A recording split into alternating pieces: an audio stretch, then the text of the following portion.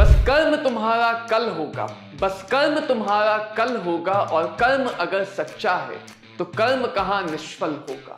हर एक संकट का हल होगा, वो आज नहीं तो कल होगा। बट अगर चैप्टर की गंभीरता को समझे तो ये अकेला ऐसा चैप्टर है जो आपकी इनऑर्गेनिक केमिस्ट्री में कम से कम 20 से 30% चीजों को आसान बना देगा। तो इस चैप्टर में हमारे सामने आता है ऑक्सीडेशन नंबर का कैलकुलेशन, बेसिक सी बात।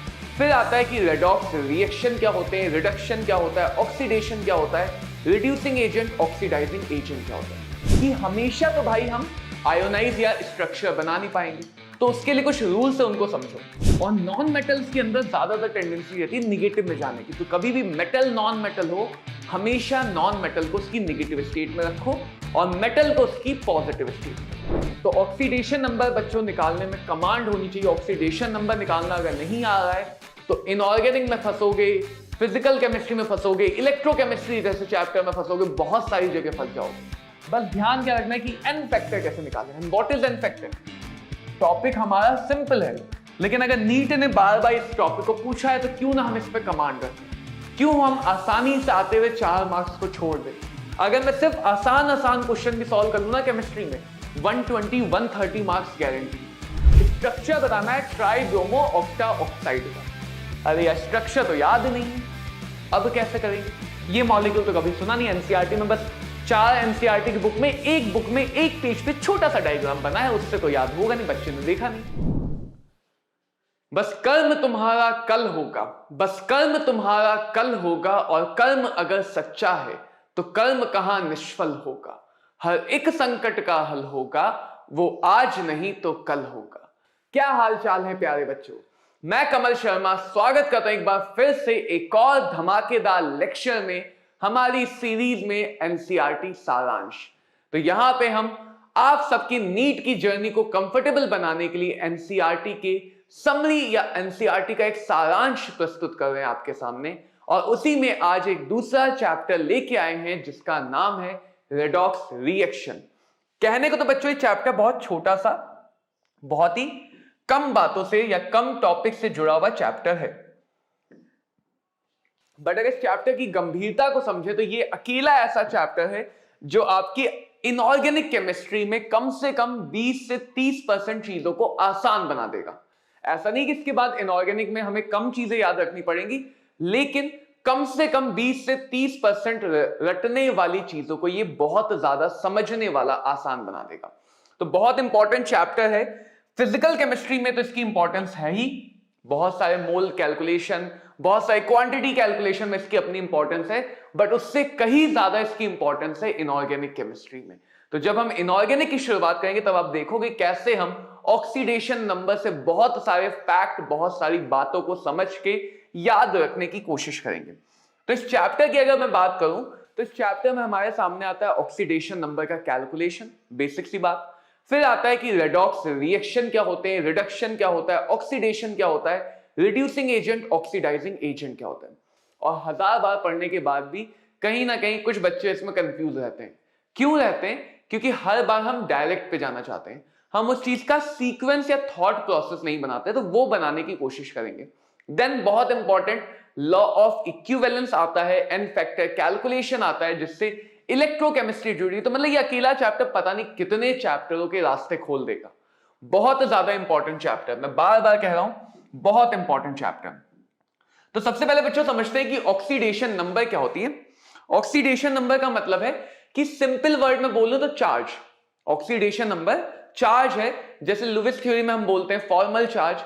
तो जब भी हम कोई मॉलिक्यूल, कोई आयन, कैटायन, एनायन कुछ भी लिखते हैं, सपोज मैंने लिखा सल्फेट, तो ये जो ऊपर की तरफ लिखा जाता है ये दिखाता है उस मॉलिक्यूल या रेडिकल का टोटल चार्ज, कि सारे एटम्स को मिला जुला के जो चार्ज आ रहा है वो इतना है। अब यहां पे सल्फर के एटम पे इंडिविजुअल चार्ज कितना है, ऑक्सीजन के एटम पे इंडिविजुअल चार्ज कितना है, वो हम फॉर्मूले में रिप्रेजेंट नहीं करते हैं, और उसी चार्ज को कहा जाता है ऑक्सीडेशन नंबर। तो ऑक्सीडेशन नंबर का सिंपल सा मतलब कि किसी भी मॉलिक्यूल रेडिकल पे कोई भी रियल या इमेजिनरी चार्ज आ रहा है, उसके अलग अलग एटम पे उस रियल या इमेजिनरी चार्ज को कहा गया ऑक्सीडेशन नंबर। ये इमेजिनरी भी हो सकता है और एक्चुअल रियल भी हो सकता है। इमेजिनरी क्यों? कि हो सकता है कि इलेक्ट्रॉन का आना जाना इस वजह से हुआ कि हम उसमें नेट चेंज नहीं देख रहे, बट फिर भी थोड़ा बहुत शिफ्टिंग है, पार्शियल चार्ज है, उसको भी ऑक्सीडेशन नंबर से समझेंगे। कुछ रूल्स की मदद से इसको कैलकुलेट किया जाता है, बहुत आसान है, अगर उन रूल्स को समझेंगे तो बहुत आसानी से समझा जा सकता है। जैसे एक रूल मैं यहीं पे बता दूं, क्योंकि ये अलग अलग एटम का चार्ज है, तो क्या ये बात सही नहीं होनी चाहिए कि अगर हम हर एक इंडिविजुअल एटम की ऑक्सीडेशन नंबर को ऐड करते जाएं तो हमें मॉलिक्यूल का टोटल चार्ज मिलना चाहिए। ये तो सिंपल सा लॉजिक है कि अगर अलग अलग एटम का चार्ज है तो भाई सारे चार्ज को ऐड करोगे तो टोटल चार्ज मिलेगा। फॉर एग्जाम्पल, अगर सल्फर की ऑक्सीडेशन नंबर यहां पे A है, सारे ऑक्सीजन एटम की अगर B है, तो A हो गया सल्फर एटम का 1 और B वाले कितने एटम है 4, तो 4 टाइम्स चार्ज हो गया B। इन सब को जोड़ने पे कितना मिलना चाहिए? माइनस का 2। इन सब को जोड़ने पे कितना मिलना चाहिए? माइनस का 2। तो ये सिंपल सा फंडामेंटल लॉ है कि अगर हम हर एक एटम की ऑक्सीडेशन नंबर को ऐड करें तो हमें मॉलिक्यूल का टोटल चार्ज डेफिनेटली मिलेगा। अब सपोज मुझे A पता है तो मैं B निकाल सकता हूं, मुझे B पता है तो मैं A निकाल सकता हूं। तो ये तो बहुत आसान सी बात है, सारे बच्चों को ये बात पता है। अब ऑक्सीडेशन नंबर को कैलकुलेट करने के दो तरीके हैं। पहला तरीका है उसके स्ट्रक्चर से। तो अगर केमिकल बॉन्डिंग पे कमांड अच्छी है, केमिकल बॉन्डिंग को अच्छे से पढ़ा समझा है, स्ट्रक्चर बन जाता, तो जहां स्ट्रक्चर बन जाता वहां पे ये तरीका ज्यादा हेल्प करेगा। पहले समझो कि अगर दो मॉलिक एटम एक कोवेलेंट बॉन्ड बना रहे हैं, पता है ना कोवेलेंट बॉन्ड क्या होता है?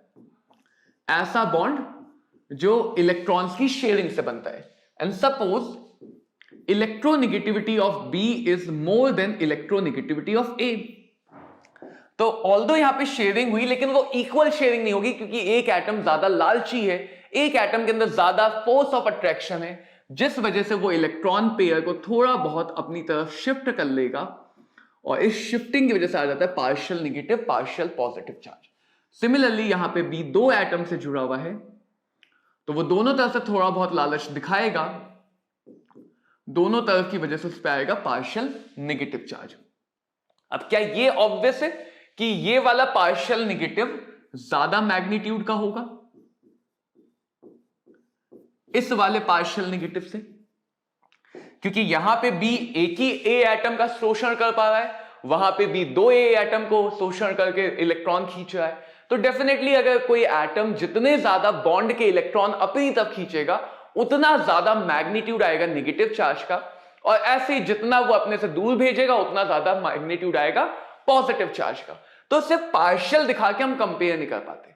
तो क्या बोला, इस पार्शियल को बोल दिया -1 और इस पार्शियल को बोल दिया +1, इस पार्शियल को बोल दिया -2, इसको बोल दिया +1, इसको बोल दिया +1। तो कोवेलेंट बॉन्ड में सिंपल सा फंडा बताया गया ऑक्सीडेशन नंबर के लिए कि कोई भी एटम माइनस या प्लस चार्ज दिखाएगा अगर वो इलेक्ट्रॉन पेयर बॉन्डेड इलेक्ट्रॉन को अपनी तरफ खींचे या अपने से दूर भेजे, राइट। एंड वो मैग्नीट्यूड दिखाता है कि वो कितने बॉन्ड पेयर को खींच रहा है। -2 का मतलब ये नहीं है कि -2 यूनिट का चार्ज, -2 का मतलब है कि वो दो बॉन्ड पेयर इलेक्ट्रॉन्स को अपनी तरफ अट्रैक्ट कर रहा है। +1 का मतलब है कि वो एक बॉन्ड पेयर को अपने से दूर भेज पा रहा है या उससे कोई दूसरा खींच ले रहा है, एक बॉन्ड पेयर इलेक्ट्रॉन। -1 का मतलब कि वो एक बॉन्ड पेयर को अपनी तरफ खींच रहा है। तो ये बात तो डेफिनेट सी हो गई कि अगर एटम खुद से ही जुड़ा हुआ है, दोनों एटम इक्वली पावरफुल हैं, तो कोई भी इलेक्ट्रॉन नहीं खींच पाएगा, तो हम दिखाएंगे ऑक्सीडेशन नंबर 0। तो एक बेसिक सा जो रूल पढ़ा होगा वो रूल यहीं पे तैयार हो जाता है। आइए बात समझ में। तो कभी भी अगर हमें कोवेलेंट बॉन्ड के स्ट्रक्चर से उसकी ऑक्सीडेशन नंबर निकालनी है तो हमें चाहिए इलेक्ट्रोनेगेटिविटी का सीक्वेंस, और ये सीक्वेंस को याद रखने का तरीका है फोन पे नकल मत कर लेना। आजकल स्मार्टफोन आ गए, सब स्मार्टफोन से नकल करते हैं, स्मार्ट बन रहे हैं। तो फोन पे नकल मत कर लेना, बाहर इश्क मत कर लेना, दोनों चीजें आजकल बहुत चल रही हैं। फोन पे नकल मत करना, बाहर इश्क मत करना, वरना पहलवान से होगी पिटाई। तो याद रखा जाएगा फोन यानी कि फ्लोरीन ऑक्सीजन नाइट्रोजन, नकल नाइट्रोजन क्लोरीन लगभग सिमिलर, बाहर यानी कि ब्रोमीन, इश्क यानी कि आयोडीन सल्फर कार्बन सिमिलर, पहलवान फास्फोरस हाइड्रोजन लगभग सिमिलर। तो ये हो गए इलेक्ट्रोनेगेटिविटी का ऑर्डर, यानी कि फ्लोरीन ज्यादा पावरफुल है। यहीं से दूसरा रूल भी आ जाएगा। सारे रूल्स हम अगर हम इस बात को समझते हैं तो जो 5-6 रूल्स हैं वो यहीं से तैयार हो जाएंगे। अभी देखोगे, जैसे मान लो बच्चों मेरे पास एक सिंपल सा मॉलिक्यूल है एसिटिक एसिड, और मुझे यहां पे हर एटम की ऑक्सीडेशन नंबर निकालनी है। अगर तुम ऑक्सीडेशन नंबर को एक टॉपिक ना बना के अपनी मददगार बनाना चाहते हो तो कभी भी अंडरलाइन एटम की ऑक्सीडेशन नंबर मत निकालो, हर एटम की निकालो। तो देखो, कार्बन हाइड्रोजन में ज्यादा इलेक्ट्रोनेगेटिव कार्बन, तो कार्बन इन तीनों हाइड्रोजन से इलेक्ट्रॉन खींचेगा। एज अ रिजल्ट इस कार्बन पे -3 की ऑक्सीडेशन नंबर लिखेंगे। माइनस क्यों? क्योंकि उसने खींचा अपनी तरफ, उसने अपनी तरफ अट्रैक्ट किया। और 3 क्यों? 3 बॉन्ड पे को किया। ये दोनों एटम सेम है तो दोनों में से कोई नहीं खींच पाएगा। हाइड्रोजन को देखे तो इससे एक बॉन्ड पेयर दूर गया तो +1 +1 +1। अब इस कार्बन पे आते हैं। कार्बन ऑक्सीजन में ऑक्सीजन ज्यादा इलेक्ट्रोनेगेटिव, तो ये 2 ऑक्सीजन इधर खींचेगा, 2 खींचे इसलिए -2, इससे 2 खींच गए तो +2। अभी देख लेंगे, ये ऑक्सीजन भी खींचेगा तो इस कार्बन से ओवरऑल देखो 1 2 3 बॉन्ड पेयर अवे गए। अगर तुम ओवरऑल नहीं देखना चाहते हो तो तुम एक एक बॉन्ड का चार्ज लिखते जाओ, फिर उनको ऐड कर दो। एक एक बॉन्ड का चार्ज लिखते जाओ, फिर इसको ऐड कर दो। जैसे ऑक्सीजन ने खींचा -1, इधर से भी ऑक्सीजन ने खींचा -1, नेट कितना हो गया? -2। तो अगर तुम ओवरऑल एक साथ नहीं देखते तो एक एक का निकाल के भी ऐड कर सकते हो। हाइड्रोजन से खींचा +1। एक और एग्जांपल देखते हैं चार्ज मॉलिक्यूल का। सपोज हमारे पास सल्फेट है। अब इस ऑक्सीडेशन नंबर के कॉन्सेप्ट में स्ट्रांग होने के लिए अगर तुम स्ट्रक्चर से निकालना चाहते हो तो तुम्हारा स्ट्रक्चर बनाने का कॉन्सेप्ट स्ट्रांग होना चाहिए। थोड़ा बहुत वीक है तो हम केमिकल बॉन्डिंग चैप्टर में कवर कर लेंगे। यहां पे देखो, सल्फर ऑक्सीजन में ज्यादा इलेक्ट्रोनेगेटिव कौन है? ऑक्सीजन। तो ये दोनों ऑक्सीजन खींचेंगे, खींचा -2, खींचा +2, ठीक है। इन दोनों में ये दोनों खींचेगा -2, इससे इलेक्ट्रॉन पेयर लिए गए +2, एक बॉन्ड है -1 +1, एक बॉन्ड है -1 +1। नेट देखो सल्फर के पास कितने हैं? 2 2 4 5 6, तो सल्फर की नेट ऑक्सीडेशन नंबर हो गई +6।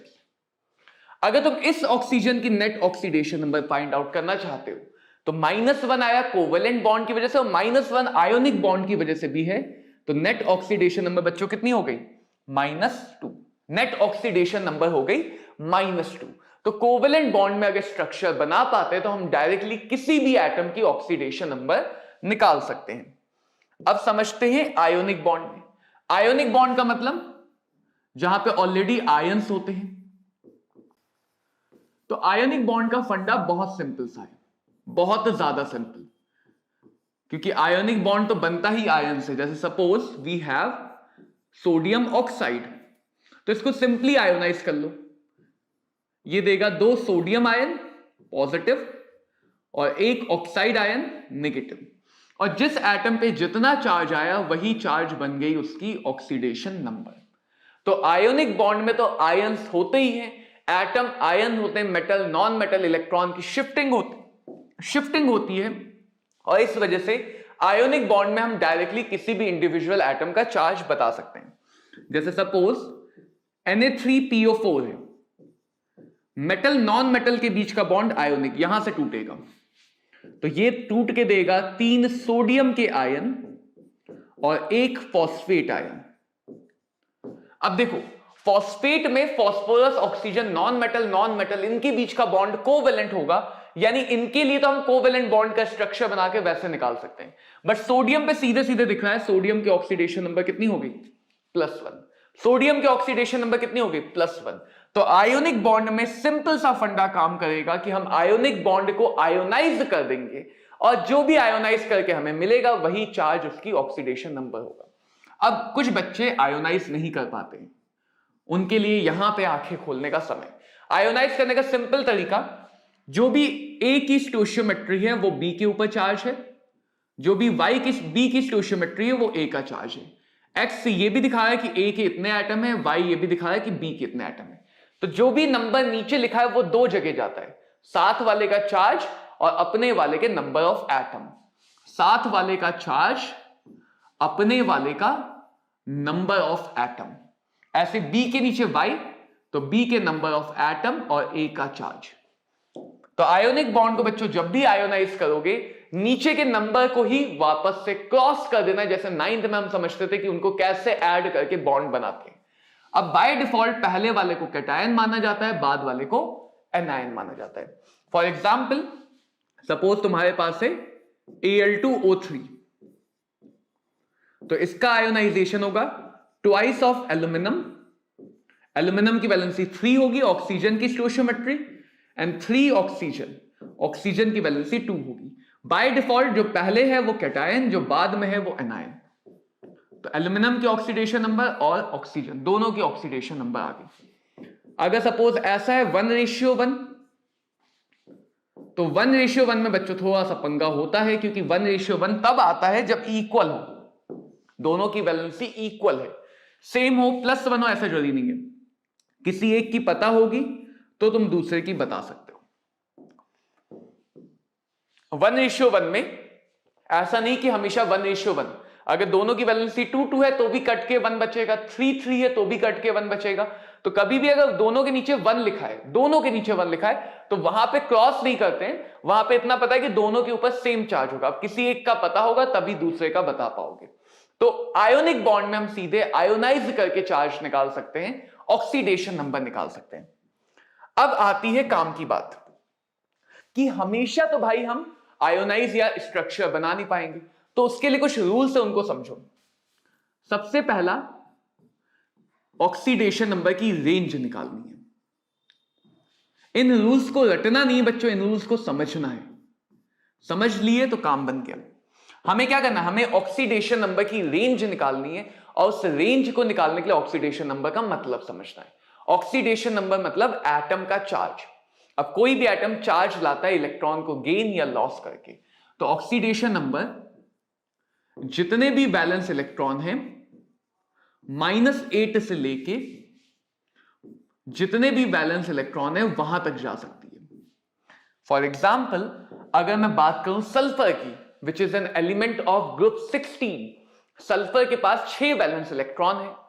कोई भी एटम अपनी आउटर शेल में 8 इलेक्ट्रॉन कर सकता है, 8 से ज्यादा तो खड़े ही नहीं कर सकता है इलेक्ट्रॉन, तो 6 पहले से हैं। Sulphur max to max 2 gain करेगा, और 2 गेन करेगा तो मैक्स टू मैक्स -2 से कम चार्ज ला ही नहीं सकता है, 6 -8। तो सल्फर के पास, जिसके पास हमारे यहां 6 वैलेंस इलेक्ट्रॉन है, मैक्स टू मैक्स वो 2 इलेक्ट्रॉन गेन करके -2, राइट, और ज्यादा से ज्यादा क्या कर सकता है, वो अपने 6 के 6 इलेक्ट्रॉन दे दे, तो पॉजिटिव चार्ज में वो मैक्स टू मैक्स 6 तक जा सकता है। तो ये हमें सल्फर की रेंज मिल गई। एक बार रेंज मिल गई तो हमें ये आइडिया कि सल्फर की ऑक्सीडेशन नंबर इसके बीच में हो सकती है, इससे बाहर कभी नहीं होगी। तो ये रेंज हमें कई सारी बातें बताएगी कि कौन सा एटम ऑक्सीडाइजिंग एटम है, कौन सा एटम रिड्यूसिंग एटम है, कौन सा दोनों है, कौन सा कोई नहीं है। ये सारी बातें हमें यहां से मिलेंगी। जैसे देखो, group 1, group 2, group 13, group 15, group 16, group 17 and group 18। Balance electron निकालने के 2 तरीके हैं। एटॉमिक नंबर में से पिछली नोबल गैस माइनस कर दो, एटॉमिक नंबर में से पिछली नोबल गैस माइनस कर दो, जो बचेगा वो बैलेंस इलेक्ट्रॉन, या ग्रुप नंबर की आखिरी डिजिट, इसके पास 1 बैलेंस इलेक्ट्रॉन, तो -7 से +1, -6 से +2, 3 वैलेंस इलेक्ट्रॉन, तो -5 से +3। यहां बीच में ग्रुप 14 को कौन खा गया भाई? ग्रुप 14 को कौन खाया? चलो कोई बात नहीं, ग्रुप 14 को वापस से जिंदा करते हैं। Group 14, 15, 16, 17 and 18। ठीक है। 14 के पास 4 वैलेंस इलेक्ट्रॉन, -4 से +4। 15 के पास 5 वैलेंस इलेक्ट्रॉन -5 से +3, 16 के पास 6 वैलेंस इलेक्ट्रॉन -6 से +2 एंड 17 के पास -7 से +1, 18 के पास 8 वैलेंस इलेक्ट्रॉन, कोई भी इलेक्ट्रॉन ले नहीं सकता है, तो 0 से +8। तो डायरेक्ट फॉर्मूला लगा के हम किसी भी एटम के ऑक्सीडेशन नंबर की रेंज निकाल सकते हैं। अब ऐसा नहीं है कि जो रेंज है वही वो सारी वैल्यू मिल जाएंगी, लेकिन ये पक्की बात है रेंज से बाहर तो नहीं मिलेगा, रेंज के अंदर ही मिलेगा। जैसे इनके लिए अगर बात कर ली जाए तो ये हमेशा +1 दिखाते हैं। कुछ ऑलवेज के केस हैं जो याद रखने, ये हमेशा +2 दिखाते हैं। हाईली मेटेलिक है तो ये नेगेटिव वाले तो दिखाते ही नहीं। यहां पे -5 नहीं मिल पाता है किसी वजह से, तो ऐसा नहीं है कि हमेशा रेंज की सारी वैल्यू मिलेंगी, बट ऐसा फिक्स है कि रेंज के बाहर कभी नहीं मिलेगा। कुछ और एलिमेंट में जैसे मैग्नीज,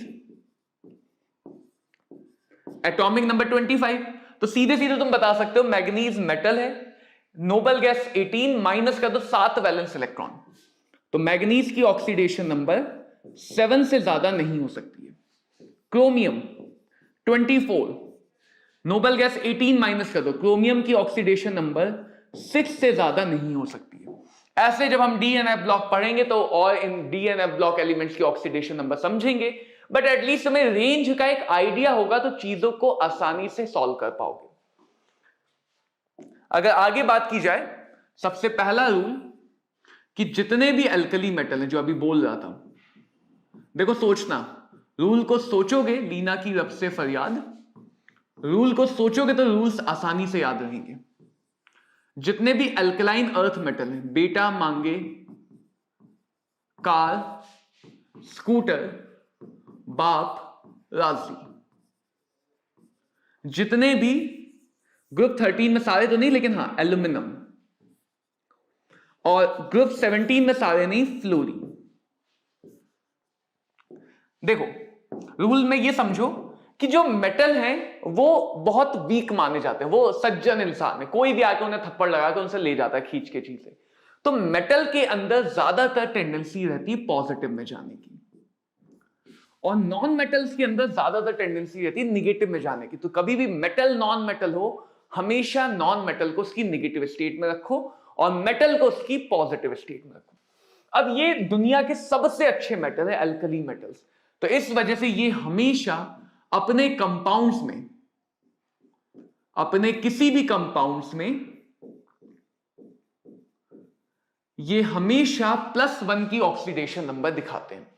ये सेकंड सबसे अच्छे मेटल हैं, तो ये अपने हर कंपाउंड में जो इनकी मैक्सिमम वैल्यू है, 2 इलेक्ट्रॉन है, दोनों दे देते हैं। इतने अच्छे मेटल है ये, 1 इलेक्ट्रॉन था वो भी दे दिया, 2 इलेक्ट्रॉन थे दोनों दे दिए, तो ये जितने इलेक्ट्रॉन रखते हैं सब दे देते हैं। एल्यूमिनियम भी काफी अच्छा मेटल है, इसके पास 3 वैलेंस इलेक्ट्रॉन है ग्रुप 13 में, तो ये हमेशा +3 दे देता है। फ्लोरीन इनसे अपोजिट, फ्लोरीन सबसे ज्यादा गुंडा एटम है, सबसे ज्यादा पावरफुल एटम है, ये सबसे खींचेगा, आते जाते सबको थप्पड़ लगाते हुए खींचते चलेगा, तो फ्लोरीन से कोई नहीं खींच सकता, फ्लोरीन सबसे खींच सकता है, तो फ्लोरीन की ऑक्सीडेशन नंबर हमेशा -1 है। अब एक छोटी सी कंट्रोवर्सी है, कुछ लोगों का मानना है HOF हाइपोफ्लोरस एसिड में फ्लोरीन +1 होता है, बट ऐसा नहीं देखा गया, लेकिन ये कंट्रोवर्शियल है तो इसको अलग से ही डील किया जाएगा। तो ये केसेस तुम्हें याद रखने, ये तुम्हारे हो गए ऑलवेज के केस। ऑलवेज केस मतलब इनकी ऑक्सीडेशन नंबर इनके कंपाउंड में कभी नहीं बदलेगी, फिक्स रहेगी। इसके बाद आता है एक और भला बिसरा मेटल नॉन मेटल के बीच में झूलता हुआ हाइड्रोजन, कि जब ये मेटल की कैटेगरी में जाता है तो मेटल वाले से धक्का दे देते कि जाओ तुम नॉन मेटल हो, जब नॉन मेटल के पास जाता है तो नॉन मेटल वाले धक्का दे देते कि जाओ तुम मेटल हो। तो ये बेचारा थाली के बैगन की तरह इधर से उधर भटकता रहता है, ना ये पूरी तरह से मेटल बन पाया, ना ये पूरी तरह से नॉन मेटल बन पाया, ये बीच में रह गया। तो जब मेटल की बारी आती है तो मेटल से तो ये भाई ज्यादा ताकतवर है, ज्यादा स्ट्रॉन्ग है, तो मेटल के साथ जब भी हाइड्रोजन मेटल के साथ होता है उनसे इलेक्ट्रॉन खींच लेता है, 1 इलेक्ट्रॉन लेके -1, 1 इलेक्ट्रॉन और एक ही की जगह। नॉन मेटल के साथ जब भी जाता है, नॉन मेटल इससे ज्यादा पावरफुल है, वो नहीं खींच पाते हैं, तो +1। तो हाइड्रोजन की ऑक्सीडेशन स्टेट डिपेंड करती है उसके एनवायरमेंट पे, बट यूजुअली +1 या -1। मेटल के साथ कंपाउंड है, for example sodium hydride, magnesium hydride, यहां पे हाइड्रोजन -1 होगा। नॉन मेटल के साथ कंपाउंड है, यहां पे हाइड्रोजन +1 होगा। इसके बाद ऑक्सीजन की बारी आती है। Oxygen second most electronegative atom. तो सिर्फ फ्लोरीन अकेला ऐसा एटम है जो ऑक्सीजन को पॉजिटिव में ले जा सकता है। जैसे OF2 में फ्लोरीन तो पॉजिटिव में नहीं जाएगा, O2F2 में अगेन फ्लोरीन पॉजिटिव में नहीं जाएगा, तो ऑक्सीजन को ही पॉजिटिव में जाना पड़ता है। तो सिर्फ फ्लोरीन ऑक्सीजन से ज्यादा पावरफुल है। सिर्फ फ्लोरीन के साथ जब ऑक्सीजन का बॉन्ड होगा तो फ्लोरीन इलेक्ट्रॉन खींचेगा। इसीलिए मैंने कहा अगर तुम्हें कोवेलेंट बॉन्ड का समझ में आता है तो ये रूल्स समझ में आ जाएंगे, तो इन्हें रटना नहीं पड़ेगा कि सिर्फ फ्लोरीन ऐसा है जिसके साथ ऑक्सीजन पॉजिटिव में जा सकता है। इसके बाद सबसे कॉमनली ऑक्सीजन हमें मिलता है -2 में, या फिर कभी कभी ऑक्सीजन मिलता है -1 में भी, और कभी कभी ऑक्सीजन -12 में भी मिलता है। जब -1 में मिलता है तो इसको बोलते हैं परऑक्साइड, जब -12 में मिलता है तो इसको बोलते हैं सुपर ऑक्साइड, और अगर -2 में है तो सिंपली इसको कहा गया ऑक्साइड, नॉर्मल ऑक्साइड।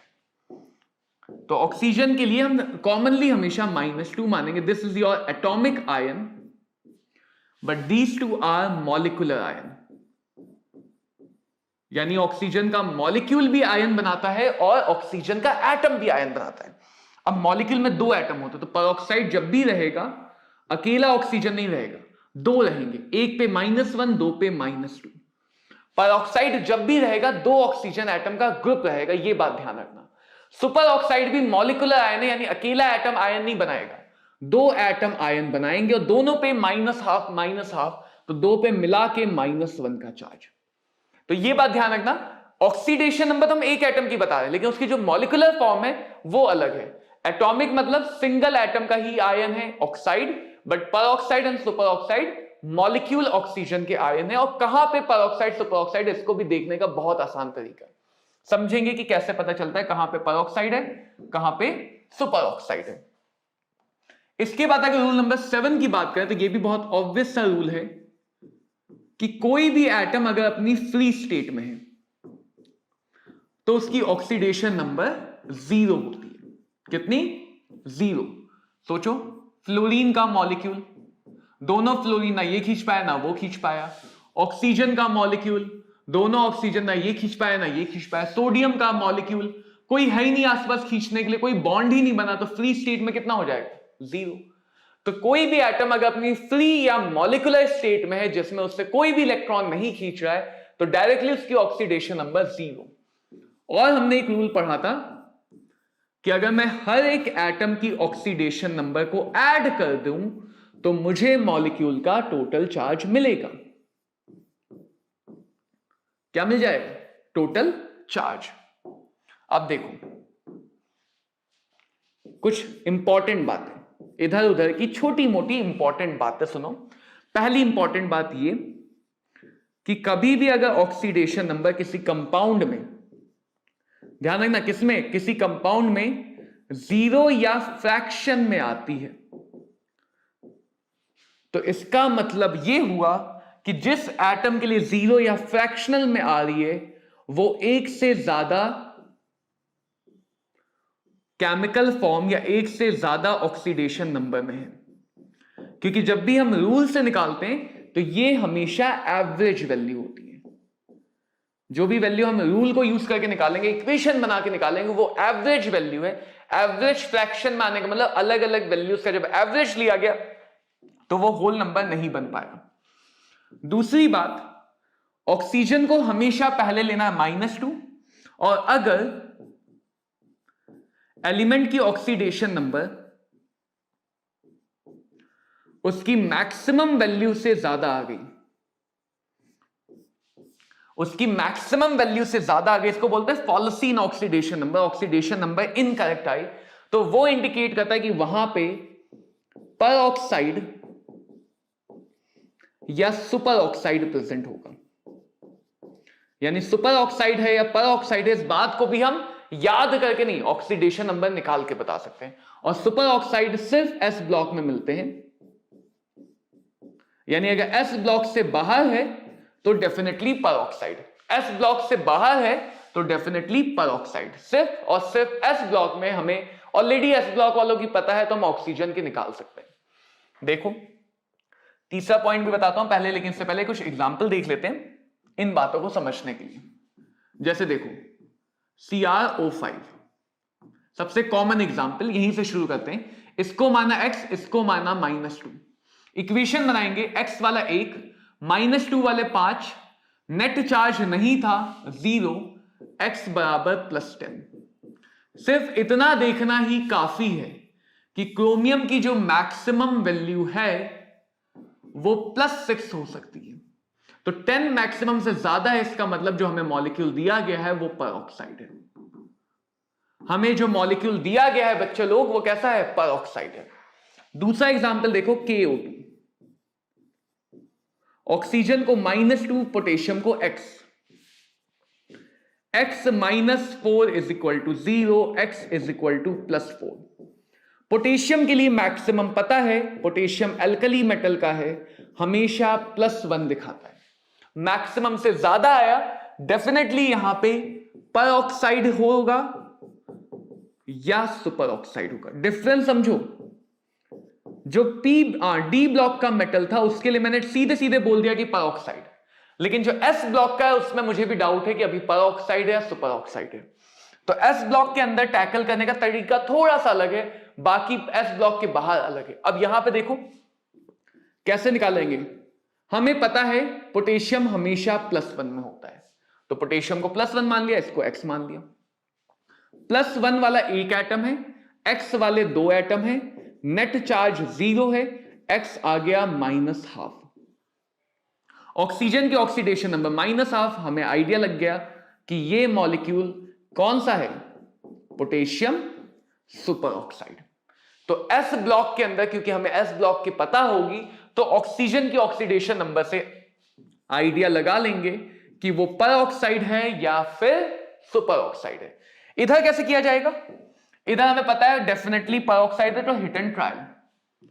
पर ऑक्साइड में हमेशा 2 ऑक्सीजन एटम होते हैं, तो पहले 2 ऑक्सीजन एटम अलग किए, 5 में से 2 अलग किए, नॉर्मल वाले -2, पर ऑक्साइड वाले -1।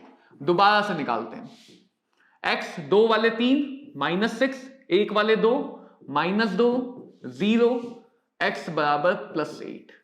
अभी भी मैक्सिमम से ज्यादा है, तो ये काम तब तक रिपीट करते जाओ जब तक मैक्सिमम के अंदर ना आ जाओ।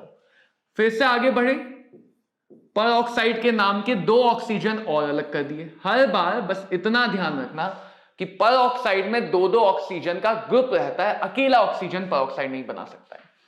-2, -1 x, तो x वाला 1, -2 वाला 1, -1 वाले 4 इज इक्वल टू 0, x आ गया +6।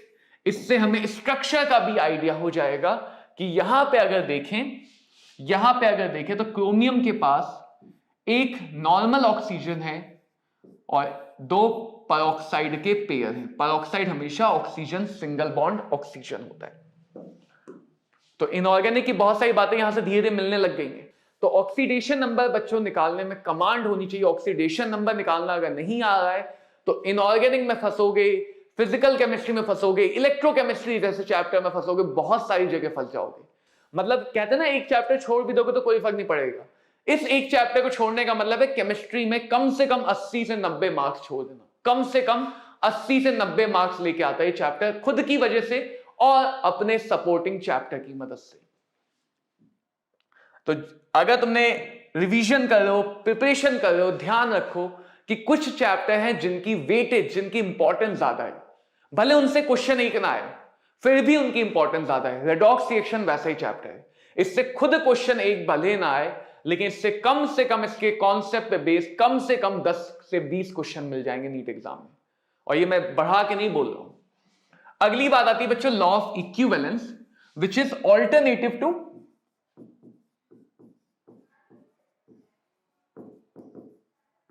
जो अभी हमने पिछले चैप्टर में मोल कॉन्सेप्ट में स्टोइचियोमेट्रिक एनालिसिस पढ़ी थी, उसी का ऑल्टरनेटिव है और ज्यादा इजी चीज है, तो ये याद रखना या इसको यूज करना ज्यादा बेटर है। इक्विवेलेंस एनालिसिस क्या कहती कि किसी भी रिएक्शन में, suppose we have a reaction और एनीथिंग, चाहे रिएक्शन बैलेंस हो चाहे रिएक्शन नहीं हो बैलेंस, स्टोइचियोमेट्री की जरूरत है ही नहीं, क्योंकि हम स्टोइचियोमेट्री का ऑल्टरनेटिव देख रहे हैं। तो हर एक चीज के इक्विवेलेंस इक्वल होते हैं। लॉ ऑफ इक्विवेलेंस क्या आता है, जैसे वहां पे हमने समझा था कि मोल रेशियो में होते हैं, तो यहां पे समझते हैं कि इक्विवेलेंस इक्वल होते हैं। इसकी ज्यादा इंपॉर्टेंस टाइट्रेशन में है। Now titration as a topic तो नीट सिलेबस में नहीं है, बट इसके क्वेश्चन है। इक्विवेलेंस को हम दो तरह से डिफाइन करते हैं। नंबर ऑफ इक्विवेलेंस, इसका नाम ही दो वर्ड से लिया गया है, इक्वल और वैलेंसी। तो सबसे पहले लॉ के according number of equivalence are equal for all, और इसको डिफाइन करने के दो तरीके हैं। We can define it as in the same way of mole, mass by equivalent mass, mass by equivalent mass. इसी इक्विवेलेंस को बच्चों ग्राम इक्विवेलेंट कहा जाता है। तो ग्राम इक्विवेलेंट का मतलब इक्विवेलेंस है, और इक्विवेलेंट मास का मतलब तो इक्विवेलेंट मास है। या फिर इसको लिख सकते हो n फैक्टर और valency factor multiplied by mole. और एक बार मोल इंट्रोड्यूस हो गया तो फिर मोल से जुड़े हुए सारे फॉर्मूले, mass by molar mass, molarity into volume, सारे फॉर्मूले यहां पे अप्लाई कर सकते हो। मोल वाले, volume at STP by 22.4, number of particle by Avogadro number, पता नहीं जमाने भर के कौन कौन से फॉर्मूले। Equivalent mass is equal to molar mass by n factor. तो अगर नोटिस किया जाए तो यहां पे हमारे सामने दुविधा जब भी फंसेगी सिर्फ एन फैक्टर की फंसेगी। अगर एन फैक्टर कैलकुलेशन कर ले गए तो इक्विवेलेंस इक्वल करके फिर तो मोल कैलकुलेशन करनी, रिएक्शन लिखने से बच जाओगे। रिएक्शन को कंप्लीट लिखने की जरूरत नहीं, रिएक्शन को बैलेंस करने की जरूरत नहीं, कोई जरूरत नहीं पड़ेगी, डायरेक्टली क्वेश्चन सॉल्व हो जाएगा। बस ध्यान क्या रखना है कि एन फैक्टर कैसे निकालें। And what is n factor? N factor is nothing but valency. N factor valency का ही दूसरा रूप होता है। तो ये लॉ ऑफ इक्विवेलेंस बहुत ज्यादा इंपॉर्टेंट है, दिस लॉ ऑफ इक्विवेलेंस। चलो पहले एन फैक्टर निकालना समझेंगे और फिर इसको यूज करना समझेंगे।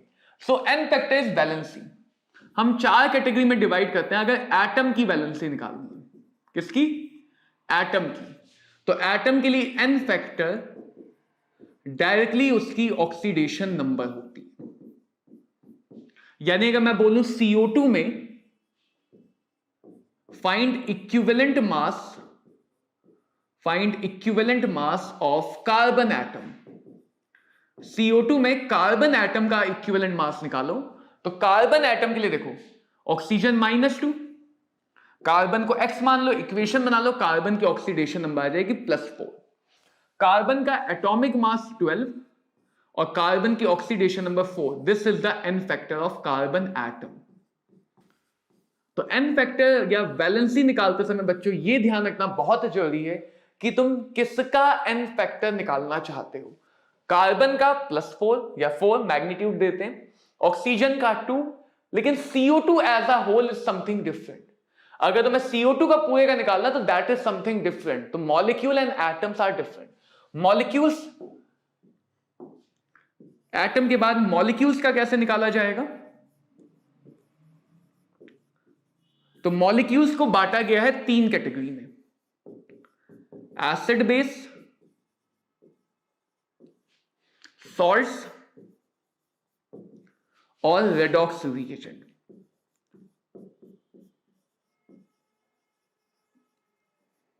तो मॉलिक्यूल्स को बच्चों 3 कैटेगरी में बांट दिया गया है।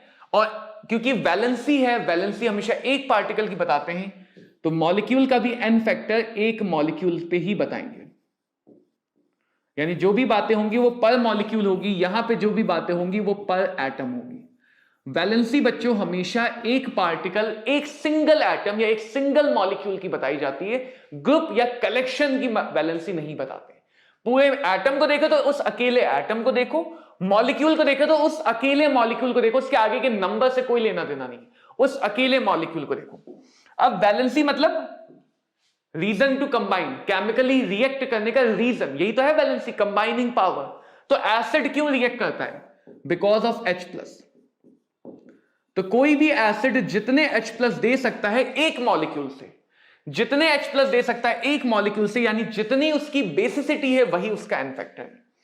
बेस क्यों रिएक्ट करता है? Because of OH-। तो कोई भी बेस बच्चे लोग जितने OH- दे सकता है बिकॉज ऑफ वन मॉलिक्यूल, वो उसकी एन फैक्टर है। सॉल्ट के अंदर रिएक्शन होती है चार्ज की वजह से, तो चाहे टोटल कैटायोनिक चार्ज देख लो या टोटल एनायोनिक चार्ज देख लो, तो कोई भी सॉल्ट जितना ज्यादा कैटायोनिक या एनायोनिक चार्ज दे सकता है या ले सकता है वो उसका एन फैक्टर। और रेडॉक्स रिएजेंट का मतलब एक्सचेंज ऑफ इलेक्ट्रॉन, लॉस या गेन ऑफ इलेक्ट्रॉन, रिडक्शन या ऑक्सीडेशन का आता है। तो रेडॉक्स रिएजेंट में हम ये देखते हैं कि टोटल कितने एक्सचेंज हुए इलेक्ट्रॉन का, इलेक्ट्रॉन का टोटल एक्सचेंज कितना हुआ। यहां पे अभी आगे चल के एक फॉर्मूला समझोगे तो उसको अभी से लिख लेते ताकि तुम एक सिंगल शीट पे सारे काम की इंफॉर्मेशन देख सको। हम साथ के साथ शॉर्ट नोट्स भी बनाते हुए चलेंगे, तो मैं कोशिश करूंगा कि ज्यादा से ज्यादा इंपॉर्टेंट चीजें हम एक सिंगल शीट पे लिख पाए। So n factor for a redox reagent के लिए हम डेफिनेशन भी यूज कर सकते हैं, otherwise atomicity multiply by change in oxidation number. देखो एग्जाम्पल देखते हैं। सबसे पहला एग्जाम्पल एसिड बेस का। सपोज यू हैव H2SO4, हमारे पास क्या है H2SO4 which is an acid. इससे मतलब नहीं कि वो स्ट्रॉन्ग एसिड है वो वीक एसिड है, इससे कोई मतलब नहीं, इससे मतलब है कितने H+ दे सकता है। तो H2SO4 के पास 2 H+ है, ऑब्वियस रीजन इसका एन फैक्टर 2 होगा। लेकिन ये भी तो हो सकता है ना कि किसी रिएक्शन में पार्शियली न्यूट्रलाइज करे, मैक्सिमम 2 H+ दे सकता है, लेकिन ऐसा भी तो हो सकता है किसी रिएक्शन में एक ही दे, तो उस रिएक्शन के लिए तो कम होगी ना वैलेंसी, वहां पे तो ये अपनी पावर पूरी दिखाई नहीं रहा है। तो H2SO4 का एन फैक्टर 1 या 2 होगा। So valency is something which can change for a molecule. Valency एक ऐसी चीज होती है जो चेंज हो सकती है, जो वेरिएबल होती है। So for H2SO4 n factor default value अगर नहीं बताया गया तब तो हम मान के चलेंगे कि total maximum value is n factor, but अगर बताया गया तो हम रिएक्शन के अकॉर्डिंग देखेंगे। Suppose we have phosphoric acid जिसके पास 3 H+ देने की कैपेसिटी है। अब किस एसिड के पास कितनी कैपेसिटी, उसके लिए इसका स्ट्रक्चर बनाएंगे तो ज्यादा बेटर समझ में आता है। बाय डिफॉल्ट कितना मान के चलेंगे 3।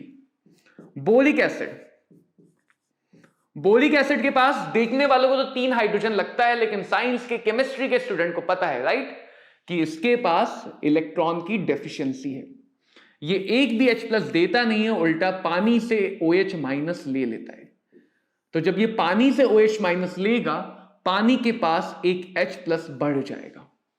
H+ दे रहा है लेकिन किससे लेके? पानी से, तो एक H+ दे सकता है, इसलिए इसका n factor 1, n factor 1। Base NaOH एक OH- दे सकता है, एन फैक्टर 1। अमोनिया, इसके बारे में भी साइंस के स्टूडेंट को पता होगा, ये भी पानी से H+ ले लेता है, और H+ ले लिया तो पानी के पास एक OH- निकल जाएगा, तो ये एक OH- दे सकता है लेकिन पानी से लेके। तो कोई भी एसिड या बेस टोटल जितने भी H+ या OH- दे सकता है वही उसका एन फैक्टर होता है। अगर हम देखें सॉल्ट को, अगर बच्चों हम देखें सॉल्ट को, तो सॉल्ट के पास क्या है? सॉल्ट के पास चार्ज है, सपोज Na2SO4। सॉल्ट को करो आयोनाइज, सॉल्ट के एन फैक्टर की ज्यादा जरूरत पड़ती नहीं है, सॉल्ट को करो आयोनाइज, और देखो इस सॉल्ट का एन फैक्टर चाहते हो तो सॉल्ट के एक मॉलिक्यूल, जिसका एन फैक्टर चाहते हो उसका एक मॉलिक्यूल, सॉल्ट का एक मॉलिक्यूल 2 पॉजिटिव चार्ज या 2 नेगेटिव चार्ज। टोटल कितना पॉजिटिव है? एक एटम पे मत देखो, एक मॉलिक्यूल पे देखो, टोटल कितना पॉजिटिव चार्ज है? 2 का। हाँ, अगर तुम Na+ का एन फैक्टर चाहते हो, अगर सोडियम का एन फैक्टर चाहते हो, तो आगे वाले 2 से मतलब नहीं है, सोडियम का एन फैक्टर 1 होगा। सल्फेट का एन फैक्टर चाहते हो तो सल्फेट का एन फैक्टर 2 होगा। इसीलिए बच्चों कह रहा हूं कि जब एन फैक्टर निकालते हो तो इस बात पे जरूर ध्यान देना कि तुम किसका एन फैक्टर निकाल रहे हो, वो बहुत मैटर करता है कि हम किसका एन फैक्टर कैलकुलेट कर रहे हैं। अगर अगली कैटेगरी को समझें, which is a redox reaction,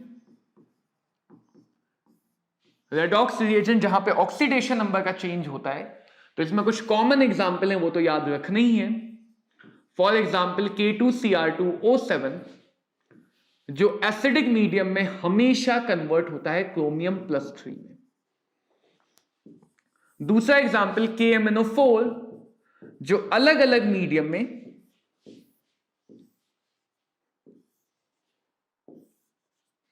like acidic medium में, न्यूट्रल और वीकली बेसिक मीडियम में,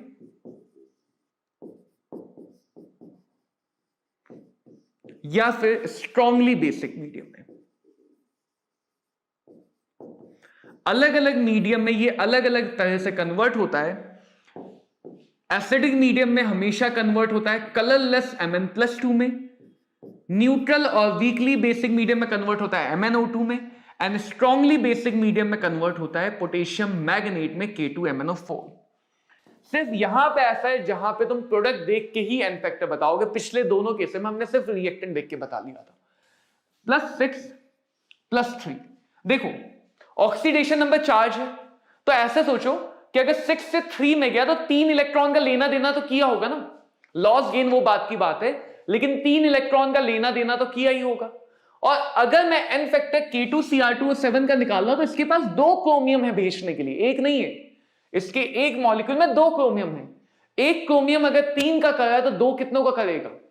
एक क्रोमियम 3 इलेक्ट्रॉन की अदला बदली कर रहा है, 2 क्रोमियम 6 इलेक्ट्रॉन की कर देगा। इसीलिए फॉर्मूला लिखवाया था कि अगर तुम कभी भी रेडॉक्स रिएजेंट का निकालो तो काम आसान हो जाएगा। एटॉमिसिटी देखो कितनी है, 2। चेंज कितने का हुआ, 3 का। तो ये फॉर्मूला हमें directly number of electron exchange बता देता है।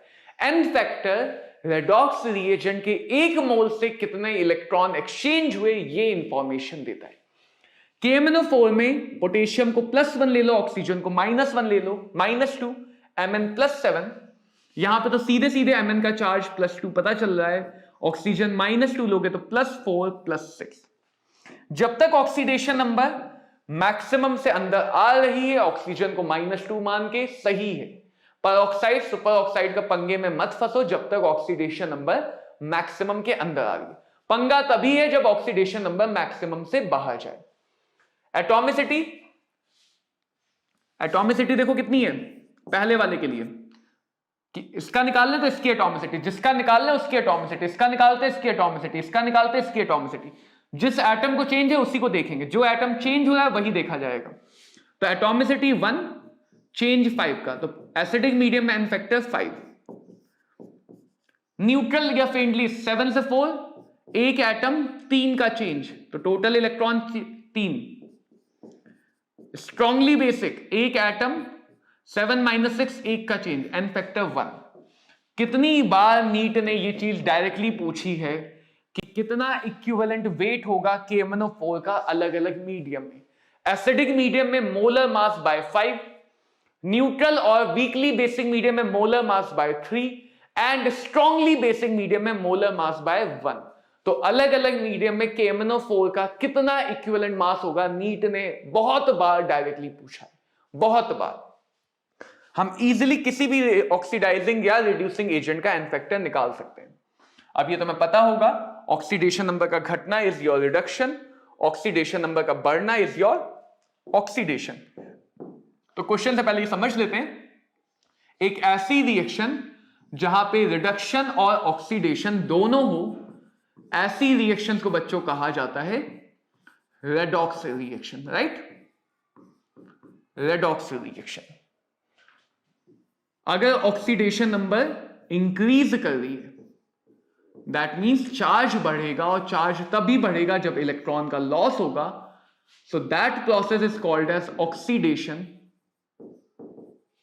एंड अगर ऑक्सीडेशन नंबर डिक्रीज कर रही है, that means gain of electron. Electron आएंगे तो चार्ज घटेगा, ऑक्सीडेशन नंबर इज चार्ज. तो इस प्रोसेस को बोला गया रिडक्शन.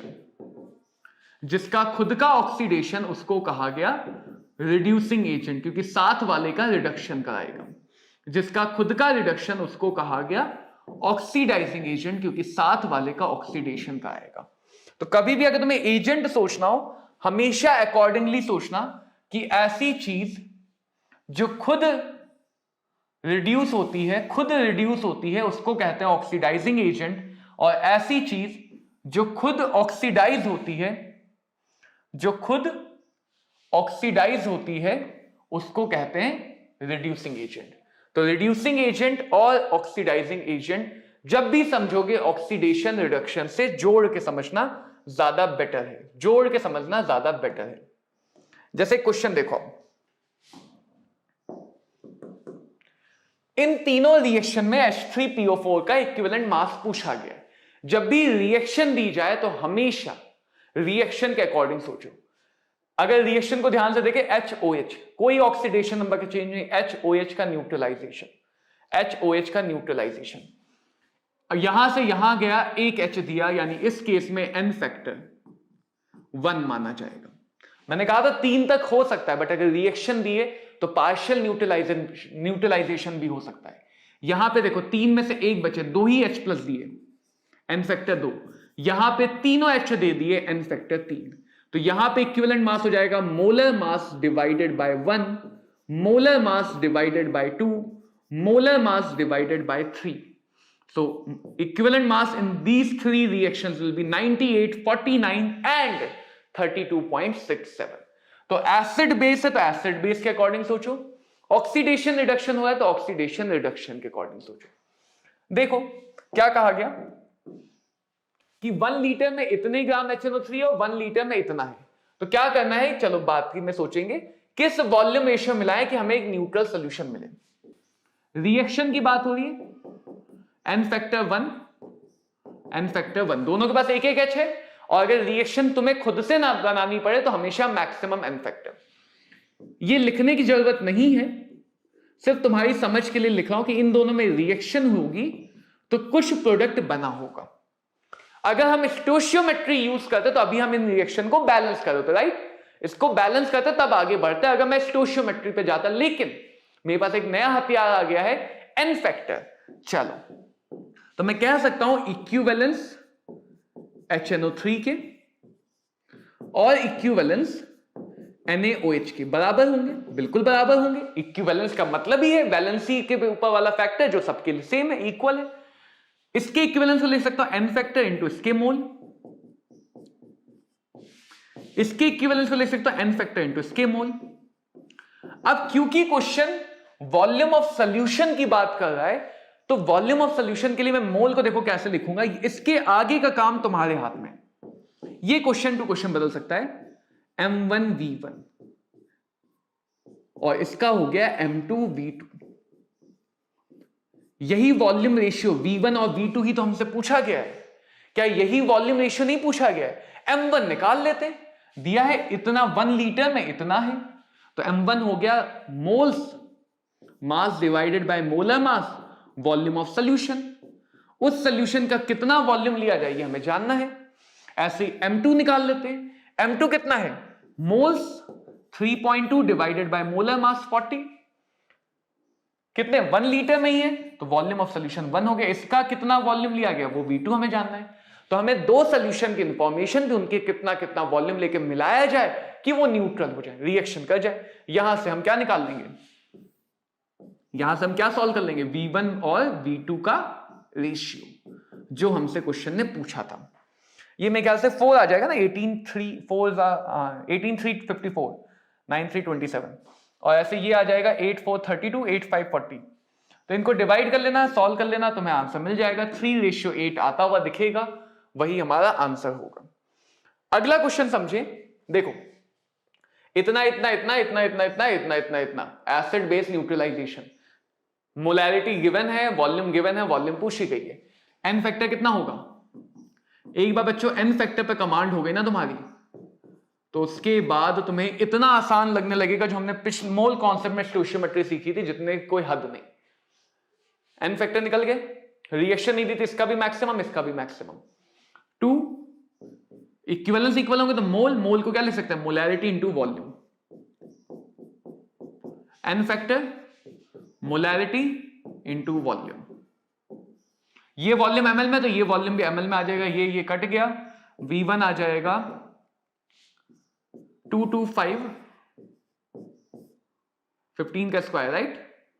यस, 225 डिवाइडेड बाय 2 112.5 इतने ml वॉल्यूम ली जाए। सही किया हमने सॉल्व, एक बार देख लेते हैं। सॉरी 120 ml था, ओके। This was 120 ml। और आसान हो गया, लो 3 से 3 कटा, 2 से 60 आया, 15 6 9 90 ml should be used. V1 यानी पहले सॉल्यूशन की कितनी वॉल्यूम ली जाए? 90 ml। तो बहुत इजीली हम इक्विवेलेंस को इक्वल करके चीजों को सॉल्व कर सकते हैं। अगर तुम कभी किसी क्वेश्चन में फंसोगे तो वो फंसोगे क्योंकि तुम्हें दिक्कत आएगी एन फैक्टर निकालने में। जिस दिन एन फैक्टर ऑक्सीडेशन नंबर पे कमांड हो गई, mole analysis, electrochemistry, p block elements, s block element, कहीं पे भी नहीं फंसोगे, स्मूथली सारे चैप्टर से निकल जाओगे। इस पे क्वेश्चन नीट बहुत पूछता है, इस छोटी सी बात पे, और बहुत सिंपल सी बात है। इसको भी मैं सल्फर के एग्जाम्पल से समझाता हूं। जैसे सल्फर अगर -2 में है, सल्फर अगर +6 में है, सल्फर के लिए -2 उसकी मिनिमम वैल्यू है और +6 बच्चों उसकी मैक्सिमम वैल्यू है। Is that correct? -2 है मिनिमम, ऑलरेडी मिनिमम में तो और कम तो हो ही नहीं सकता। तो इस केस में सल्फर का सिर्फ और सिर्फ ऑक्सीडेशन ही पॉसिबल है। तो कोई भी एटम अगर अपनी मिनिमम स्टेट में है, अगर अपनी मिनिमम स्टेट में है, तो उसके लिए उसका ऑक्सीडेशन पॉसिबल नहीं है, रिडक्शन पॉसिबल नहीं है, सिर्फ और सिर्फ ऑक्सीडेशन पॉसिबल है। और उस केस में वो एटम सिर्फ और सिर्फ काम कर सकता है रिड्यूसिंग एजेंट की तरह, रिड्यूसिंग एजेंट की तरह। तो अगर क्वेश्चन पूछता है इनमें से कौन सा रिड्यूसिंग एजेंट है, कौन सा ऑक्सीडाइजिंग एजेंट है, ऑक्सीडेशन नंबर से चेक करना है, ऑक्सीडेशन नंबर से चेक करना है। अगर मैक्सिमम में है तो उसका ऑक्सीडेशन पॉसिबल नहीं है, उसका सिर्फ और सिर्फ रिडक्शन पॉसिबल है। और ऐसे सिनेरियो में एटम काम कर सकता है एज ऑक्सीडाइजिंग एजेंट, सिर्फ और सिर्फ ऑक्सीडाइजिंग एजेंट की तरह। तो एटम की ऑक्सीडेशन नंबर मिनिमम है तो वो रिड्यूसिंग एजेंट, मैक्सिमम है तो वो ऑक्सीडाइजिंग एजेंट की तरह काम करेगा, वो दूसरा काम नहीं करेगा। सोचो सल्फर अगर मान लो +4 में है तो वो इधर भी जा सकता है, इधर भी जा सकता है, उसके लिए रिड्यूसिंग एजेंट बनना भी पॉसिबल है, उसके लिए ऑक्सीडाइजिंग एजेंट बनना भी पॉसिबल है। तो अगर एटम अपनी इंटरमीडिएट ऑक्सीडेशन स्टेट में है, वो रिड्यूसिंग ऑक्सीडाइजिंग दोनों की तरह काम कर सकता है, उसका ऑक्सीडेशन रिडक्शन दोनों हो सकता है, और इसी को हम बोलेंगे डिस्प्रपोर्शनेशन। तो ऐसे क्वेश्चन नीट में बहुत बार आए हैं। अगेन देखो ये टॉपिक सिंपल सा है, टॉपिक हमारा सिंपल है, लेकिन अगर नीट ने बार बार इस टॉपिक को पूछा है तो क्यों ना हम इस पे कमांड रखें, क्यों हम आसानी से आते हुए 4 मार्क्स को छोड़ दें। अगर मैं सिर्फ आसान आसान क्वेश्चन भी सॉल्व कर लूं ना केमिस्ट्री में, 120 130 मार्क्स गारंटीड है। आसान जो बच्चों के लेवल पे, तुम्हारे लेवल पे आसान होते हैं, जो तुम 10 से 5 सेकंड के अंदर कर पाओगे, उन क्वेश्चन को भी अगर केमिस्ट्री में हल कर लो, सिर्फ 120 से 130 मार्क्स बहुत आसानी से आ जाएंगे। तो बहुत आसान वाले टॉपिक सबसे पहले करके जाओ। अब ये सिंपल सा क्वेश्चन है जहां पे डिफरेंस ज्यादा है, तो ये मैं तुम्हारे लिए छोड़ रहा हूं, अभी नहीं करेंगे हम इसको। अभी मैं तुम्हें क्वेश्चन में कुछ बातें समझाना चाह रहा हूं, वो समझते चलो। देखो अब ऐसा क्वेश्चन आ गया, क्या क्वेश्चन है? स्ट्रक्चर बताना है ट्राइब्रोमो ऑक्टा ऑक्साइड का। अरे यार स्ट्रक्चर तो याद नहीं है, अब कैसे करेंगे? ये मॉलिक्यूल तो कभी सुना नहीं, एनसीईआरटी में बस 4 एनसीईआरटी की बुक में एक पेज पे छोटा सा डायग्राम बना है, उससे तो याद होगा नहीं, बच्चे ने देखा नहीं। इसका भी सोल्यूशन है। ट्राइब्रोमो यानी कि 3 ब्रोमीन है, भूल जाओ इसको, इस चित्र को मत देखो, डरो मत, भूल जाओ। Tribromo 3 bromine, octa oxide 8 oxygen. चलो ऑक्सीडेशन नंबर निकालते हैं ब्रोमीन की। ब्रोमीन की ऑक्सीडेशन नंबर आएगी 16/3। कितनी आई? फ्रैक्शन का मतलब एवरेज वैल्यू आई है। फॉर्मूले से जब भी हम निकालते हैं वो एवरेज वैल्यू है, ठीक है। चलो देख लेते हैं, इधर देखें 1 2 3 4 5 6, या इस पे पहले नहीं देखते हैं। 2 2 4, यहां +4, 4 बॉन्ड खींचेगा ना ऑक्सीजन, ब्रोमीन से 4 खींचेगा +4, ब्रोमीन से 4 खींचेगा +4, एवरेज लेंगे तो +4 जो उससे मैच नहीं कर रहा है, गलत हो गया। इधर देखो +6 +2, बॉन्ड देख रहा हूं मैं कौन सा बॉन्ड ऑक्सीजन खींच रहा है। 2 2 4 5, 6 5 11, 11 2 13, 13/3 मैच नहीं कर रहा है, गलत हो गया। +6 +3, 2 2 4 +4, 6 4 10 3 13, 13/3 मैच नहीं कर रहा है, स्ट्रक्चर गलत।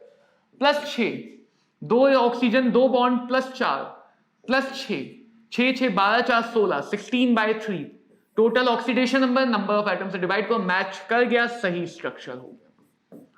तो अगर मुझे स्ट्रक्चर की इंफॉर्मेशन नहीं भी पता है तो भी मैं फॉर्मूले से oxidation number and then structure के बारे में आइडेंटिफिकेशन कर सकता हूं। तो ऑक्सीडेशन नंबर हमें स्ट्रक्चर्स में भी हेल्प करती है। एक और एग्जांपल देखना चाहोगे? जैसे पी ब्लॉक में बच्चों तुमने पढ़ा है H3PO2 का स्ट्रक्चर। अब मुझे बताना है कौन सा स्ट्रक्चर सही है।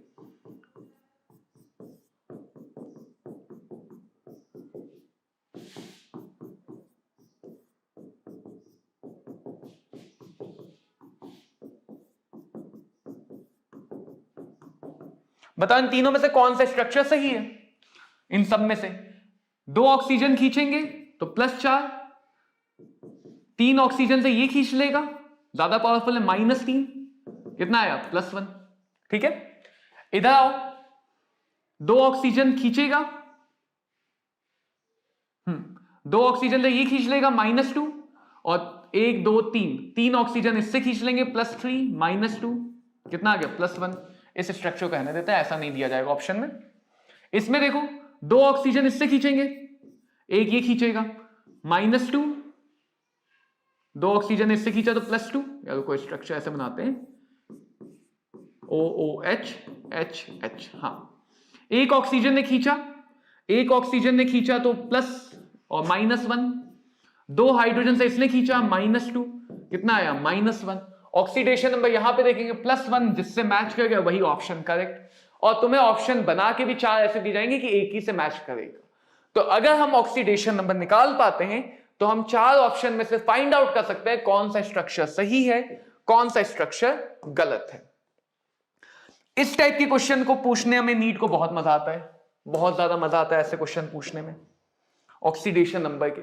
देखो H2O2 plus ozone, H2O plus O2, H2O2 plus Ag2O, ये बन रहा है। ये बताना है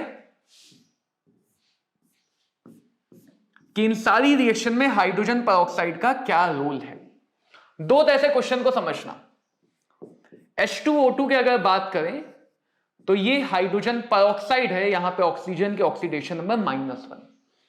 -1 ना मैक्सिमम है ना मिनिमम है, तो यहां से ऑक्सीजन ऑक्सीडाइज होके 0 में जा सकता है और रिड्यूस होके -2 में जा सकता है।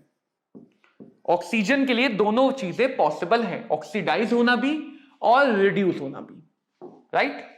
अगर मैं यहां पे सोचूं ऑक्सीडेशन हुआ तो ये बन गया रिड्यूसिंग एजेंट, और रिडक्शन हुआ तो ये बन गया ऑक्सीडाइजिंग एजेंट। हमेशा हम इस बात से डिसाइड कर सकते हैं, क्योंकि वाटर तो बहुत सारी वजह से दिख जाता है रिएक्शन में, वाटर का कोई मानदंड नहीं, ये बहुत सारी अलग अलग वजह से दिखेगा। तो मेन हम देखेंगे ऑक्सीजन। अगर H2O2 की किसी भी रिएक्शन में ऑक्सीजन बना तो डेफिनेटली वहां पे वो काम करेगा as oxidising agent, as reducing agent. तो डायरेक्टली हम बोल सकते हैं कि इन दोनों रिएक्शन में इसका रोल रिड्यूसिंग एजेंट है। और अगर ऑक्सीजन नहीं बना तो समझ जाओ कि इसका दूसरा काम क्या है? Oxidising agent. तो पहले रिड्यूसिंग एजेंट देखा जाता है। अगर ऑक्सीजन बना तो reducing agent, otherwise oxidising agent. या दूसरा तरीका क्या होता है, अगर तुम H2O2 को नहीं समझ पा रहे हो क्योंकि इसमें ऑक्सीजन में थोड़ा दिक्कत होती है, साथ वाले को देख लो, रिडक्शन ऑक्सीडाइजिंग एजेंट। अगर साथ वाला ऑक्सीडाइजिंग है तो डेफिनेटली कैसा होगा, रिड्यूसिंग एजेंट। तो H2O2 के नेचर पे बहुत बार क्वेश्चन बन चुके हैं। H2O2 के नेचर को दो तरह से समझोगे कि वो दोनों तरह से काम करता है। अगर ऑक्सीजन बनी तो reducing agent, otherwise oxidising agent. या साथ वाले का नेचर ले लिया तो उसका कॉम्पोजिट नेचर, उसका कॉम्प्लीमेंट्री नेचर H2O2 का होगा, तभी तो दोनों रेडॉक्स रिएक्शन कर पाएंगे, तभी तो दोनों रेडॉक्स रिएक्शन कर पाएंगे। फिर इनऑर्गेनिक से ऐसे क्वेश्चन पूछने में भी बहुत मजा आता है नीट एग्जाम को। कौन सा कंपाउंड साथ में एग्जिस्ट कर सकता है? देखो +3 +2, थोड़ा सा समझना, आयरन की कॉमन स्टेट होती है +2 +3 और टिन की कॉमन स्टेट होती है +2 और +4। तो यहां पे आयरन रिड्यूस हो सकता है, टिन ऑक्सीडाइज हो सकता है, रेडॉक्स पेयर बन गया, ये रिएक्शन कर जाएंगे और रिएक्शन करके तो साथ में नहीं रहेंगे। मरकरी +2 टिन +2, ये रिड्यूस हो सकता है +1 में, ये ऑक्सीडाइज हो सकता है +4 में। रिडक्शन ऑक्सीडेशन पेयर मिल गया, साथ में एग्जिस्ट नहीं करेंगे। FeCl2 +2 +2, ये भी ऑक्सीडाइज होना चाहेगा, ये भी ऑक्सीडाइज होना चाहेगा। अब ये तो पॉसिबल नहीं ना कि सब ऑक्सीडाइज होना चाहिए, सबका भला हो ऐसा तो नहीं है, किसी का तो नुकसान किसी का भला होगा तभी काम बनेगा। तो दोनों के दोनों ऑक्सीडाइज तो नहीं कर पाएंगे रिएक्शन में तब तक जब तक कोई और रिडक्शन के लिए तैयार ना हो। तो इन दोनों के बीच में रिएक्शन नहीं होगी तो ये पेयर एग्जिस्ट कर जाएगा। तो अगर ऐसा पूछा जाए कि कौन सा पेयर एग्जिस्ट करेगा, कौन सा पेयर एग्जिस्ट नहीं करेगा, अगेन ऑक्सीडेशन नंबर का एप्लीकेशन, ऑक्सीडेशन नंबर के एप्लीकेशन जितना हम सोच सकते हैं उससे भी ज्यादा है। तो अगर ऑक्सीडेशन रिडक्शन पेयर बनता हुआ दिख रहा है तो वहां पे रेडॉक्स रिएक्शन होगी, वो कंपाउंड एग्जिस्ट नहीं करेंगे। बट अगर पेयर बनते हुए नहीं दिख रहा है तो वहां पे रेडॉक्स रिएक्शन नहीं हो पाएगी और वो कंपाउंड साथ में रह लेंगे। जैसे यहां पे देखो, ये रिड्यूस हो जाएगा, ये -1 से ऑक्सीडाइज हो जाएगा, अगेन इनकी रिएक्शन हो जाएगी, साथ में एग्जिस्ट नहीं कर पाएंगे, साथ में एग्जिस्ट नहीं कर पाएंगे। अगला बच्चों समझा जाता है डिस्प्रपोर्शनेशन रिएक्शन को। ऐसी रिएक्शन, ध्यान रखना, जहां पे सेम एलिमेंट, एक ही एलिमेंट की दोनों चीजें हो सके, ऑक्सीडेशन भी और रिडक्शन भी, ऐसी रिएक्शन को कहा जाता है डिस्प्रपोर्शनेशन रिएक्शन, जहां पे एक ही एलिमेंट दोनों काम कर सके, ऑक्सीडेशन एंड रिडक्शन, ऑक्सीजन का रिडक्शन, ऑक्सीजन का ही ऑक्सीडेशन। सेम एलिमेंट का अगर दोनों काम होता है तो बोलते हैं डिस्प्रपोर्शनेशन। सल्फर का रिडक्शन -2 में और सल्फर का ऑक्सीडेशन प्लस में। और डिस्प्रपोर्शनेशन के लिए अगर n फैक्टर चाहिए, तुम्हें डिस्प्रपोर्शनेशन का n फैक्टर चाहिए तो रेजिस्टेंस के पैरेलल कॉम्बिनेशन वाला फॉर्मूला बन जाता है कि रिडक्शन वाले पार्ट का n फैक्टर अलग निकालो, ऑक्सीडेशन वाले पार्ट का n फैक्टर अलग निकालो, एटॉमिसिटी से जैसे निकालते हैं, और दोनों का एवरेज ले लो, दोनों का रिवर्स करके ऐड कर लो, तो ये बन जाता है हमारा डिस्प्रपोर्शनेशन का n फैक्टर। जैसे देखो, क्लोरीन 0 +1 -1, तो अगर यहां के लिए n फैक्टर देखें, एटॉमिसिटी 2 चेंज 1 n फैक्टर 2, यहां के लिए n फैक्टर देखें इसका Cl2 का, एटॉमिसिटी 2 चेंज 1 n फैक्टर 2, तो 1/n फैक्टर आ जाएगा, 1/2 + 1/2, ये बन जाएगा 1/1, n फैक्टर को रिवर्स कर दो, n फैक्टर आ गया 1। तो इस रिएक्शन में क्लोरीन का n फैक्टर कितना हो गया? 1। तो किसी भी रिएक्शन में हम n फैक्टर निकाल सकते हैं अगर हम ये बात समझ पाए कि वो कितने इलेक्ट्रॉन एक्सचेंज कर रहा है, या फिर ऑक्सीडेशन और रिडक्शन वाले पेयर का n फैक्टर अलग अलग निकाल के ये वाला फॉर्मूला लगा सकते हैं। ऑक्सीडेशन और रिडक्शन वाले पेयर का n फैक्टर अलग अलग निकाल के ये वाला फॉर्मूला लगा सकते हैं। अब लास्ट सबसे आखिरी बात इस चैप्टर की जो हम यहां पे पढ़ेंगे, वरना तो आगे भी मैं तुम्हें रेडॉक्स रिएक्शन का यूज दिखाता जाऊंगा कैसे कैसे करेंगे, बैलेंसिंग ऑफ रेडॉक्स रिएक्शन। अब बैलेंसिंग वैसे तो सब्जेक्टिव लेवल प्रॉब्लम होती है, इसके क्वेश्चन एमसीक्यू में कम आते हैं लेकिन आएंगे। बैलेंसिंग कैसे करते हैं?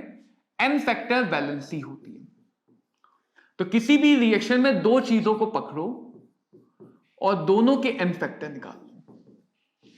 एक बार जब तुमने दोनों के एन फैक्टर निकाल लिए, इसका एन फैक्टर इधर, इसका एन फैक्टर इधर, और उसके बाद ऑक्सीजन को बैलेंस करो वाटर की मदद से, हाइड्रोजन को बैलेंस करो H+ की मदद से, तुम्हारी रिएक्शन तुम्हें बैलेंस होके मिल जाएगी।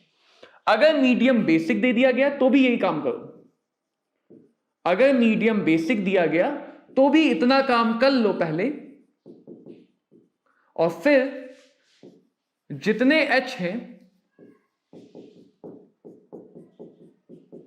उतने OH ऐड कर दो दोनों तरफ, तुम्हारी रिएक्शन बेसिक मीडियम में बन जाएगी। HOH को मिला के वाटर बना दो, H और OH आयन को मिला के जहां जहां HOH साथ साथ दिखे वाटर बना दो, तुम्हारी रिएक्शन तुम्हें बैलेंस होके मिल जाएगी। जैसे देखो ये वाला क्वेश्चन, इस रिएक्शन में हमें X और Y चाहिए। KMnO4 +7, KMnO4 कितना है? KMnO4 +7, अमोनिया -3, Mn गया +4 में और नाइट्रोजन गया +5 में। इसका एन फैक्टर आएगा एटॉमिसिटी नाइट्रोजन की, जिसके लिए चेंज है 3 से 5 8। इसका एन फैक्टर आएगा एटॉमिसिटी मैग्नीज की, जिसके लिए भी चेंज देखो 7 से 4 3। तो यानी यहां पे आएगा 3, यहां पे आएगा 8। तो तुम्हें इतना पता चल गया कि इनका रेशियो 8:3 है। 8 KMnO4 3 अमोनिया। इसके बाद रिएक्शन में जो काम होना है वो होगा। अगर इतने से आंसर मिल जाए कि X और Y का रेशियो 8 और 3 का रेशियो होगा, 16:6 भी चलेगा, 8:3 भी चलेगा, अगर इतने से आंसर मिल गया तो अच्छी बात है। वरना देखो 8K है तो पहले Mn देख लेते हैं, 8 Mn है तो 8 MnO2 आएगा, 3 नाइट्रोजन है तो 3 KNO3 आएंगे। पहले उनको बैलेंस करो जिनका ऑक्सीडेशन नंबर चेंज हो रहा है, पहले उनको बैलेंस कर लो जिनका ऑक्सीडेशन नंबर चेंज हो रहा है। इसके बाद 8 पोटेशियम है तो उसको पूरा करने के लिए 5 KOH दिख रहे हैं। अब हाइड्रोजन गिन लो या ऑक्सीजन, ऑक्सीजन गिन लेते हैं। 32 ऑक्सीजन यहां पे है, 16 और 6 22, नहीं 16 और 9 25, 25 और 5 30, 2 H2O और आएंगे, 2 H2O और आ जाएंगे। मिल गई हमें बैलेंस इक्वेशन। तो हमें क्या करना है कि पहले एन फैक्टर को क्रॉस करना है, फिर एक एक करके एटम को बैलेंस कर लो। एंड में ऑक्सीजन को बैलेंस करने के लिए वाटर, अगर आयंस हैं तो H को बैलेंस करने के लिए H+, अगर मीडियम बेसिक है तो OH- ऐड करके रिएक्शन बैलेंस हो जाएगी। तो ऐसा काम हमें कहीं कहीं पे करने को मिलेगा। एक और क्वेश्चन समझा देता हूं कैसे करते हैं, देखो। तो इस चैप्टर में हमें ये सारे टॉपिक समझने हैं, इन सारे टॉपिक की मदद से आगे बढ़ना है। ऐसा क्वेश्चन अगर आता है, हाफ रिएक्शन इलेक्ट्रॉन, एक तो वही तरीका है कि तुम्हें बाकी रिएक्शन पता है तो तुम बैलेंस कर लो, चार्ज को बैलेंस करके इलेक्ट्रॉन देख लो। 1 ना एन फैक्टर 6 + 5, यहां पे 3, कितने का चेंज? एटॉमिसिटी 1 बिस्मथ की, चेंज 2 का, एन फैक्टर 2, और एन फैक्टर 1 मोल के इलेक्ट्रॉन ही तो दिखाता है। एन फैक्टर का मतलब ही है 1 के इलेक्ट्रॉन। तो सीधे सीधे मुझे बाकी बैलेंस करने की जरूरत भी नहीं पड़ेगी, सीधे सीधे मैं बता सकता हूं कि उस रिएक्शन को बैलेंस करूंगा तो इलेक्ट्रॉन 2 आने चाहिए। इसके आगे 1 मोल लग के अगर मैं रिएक्शन को बैलेंस कर रहा हूं तो इलेक्ट्रॉन कितने आने चाहिए? 2 आने चाहिए। अगर मैं इसके आगे 2 रख के कर रहा हूं तो 1 मोल के इलेक्ट्रॉन 2 हैं तो 2 मोल के इलेक्ट्रॉन 4 हो जाएंगे।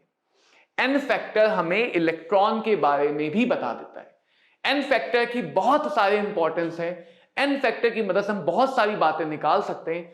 अभी जब हम आगे क्वेश्चन डिस्कशन सेशन रखेंगे तो इसका और ज्यादा वर्साटाइल यूज देखेंगे। अभी मैंने जैसा पिछले चैप्टर में बोला था, आगे के भी हर चैप्टर के लिए सेम चीज रहेगी कि अभी तुम्हें इन चैप्टर की थ्योरीज और थोड़े बहुत PYQs की प्रैक्टिस कर लेनी, ताकि जब हम क्वेश्चन डिस्कशन करें तो उस दिन तुम लोग आग लगाओ, उस दिन तुम्हें आग लगानी है। तो इसी के साथ बच्चों इस चैप्टर को हम यहीं पर समाप्त करेंगे। जुड़ने के लिए बहुत बहुत शुक्रिया। उम्मीद करता हूं तुम्हें सारी बातें समझ में आई हो और बहुत जल्दी तुम्हारे हर एक चैप्टर स्ट्रांग होते चले, ऐसी मेरी आशा है। तो मिलते हैं अगली क्लास में, तब तक पढ़ते रहो। All the very best.